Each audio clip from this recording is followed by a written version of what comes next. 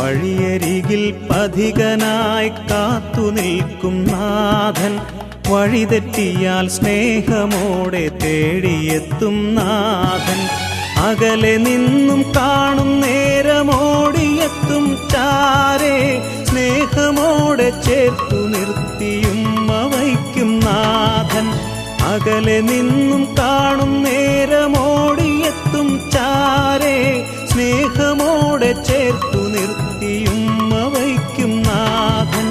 വഴിയരികിൽ പഥികനായി കാത്തു നിൽക്കും നാഥൻ, വഴിതെറ്റിയാൽ സ്നേഹമോടെ തേടിയെത്തും നാഥൻ.